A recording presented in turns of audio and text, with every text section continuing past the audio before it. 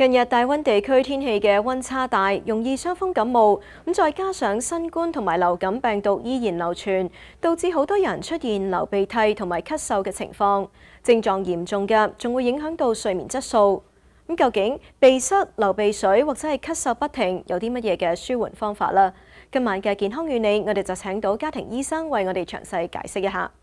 家庭醫生施明健表示，今年患上傷風流感嘅人比去年多，原因係去年同期喺防疫限制下，大家都戴口罩，但今年生活恢復正常，傷風同流感較容易流傳。其實傷風流感係兩種病症嚟嘅，咁傷風就好常有嘅，咁通常都係鼻塞啊，有啲輕微咳嗽啊，喉嚨痛啊，就或者小朋友咧可能會有啲低燒，但感冒就唔同啦。感冒嚟講咧，通常一開始咧就發高燒嘅，同埋會周身唔舒服啊，譬如頭痛啊、肌肉痛啊，甚至會作悶作嘔、肚子唔舒服，即係話好病下㗎。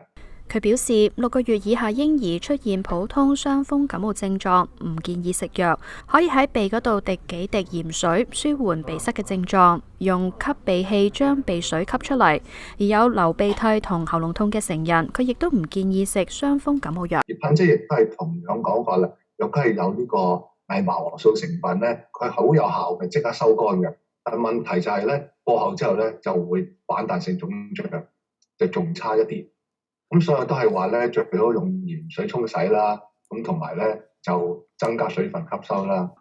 係啊，但係記住咧，噴嗰時唔好朝中間噴喎，要向側邊噴喎，因為中間好多神經線咧噴咗好會濁嘅。對於傷風感冒經常出現嘅喉嚨痛同咳嗽問題，施醫生表示可以多食新鮮嘅水果同飲檸檬蜂蜜水，舒緩症狀。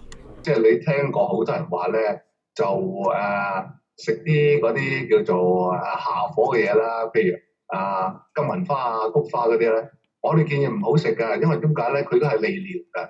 咁譬如你人已經乾涸，你仲利尿，咁咪仲失水分咯。其實我係需要補充水分。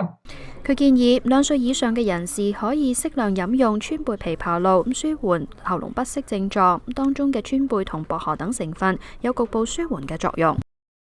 好啦，今晚嘅健康與你就講到呢一度。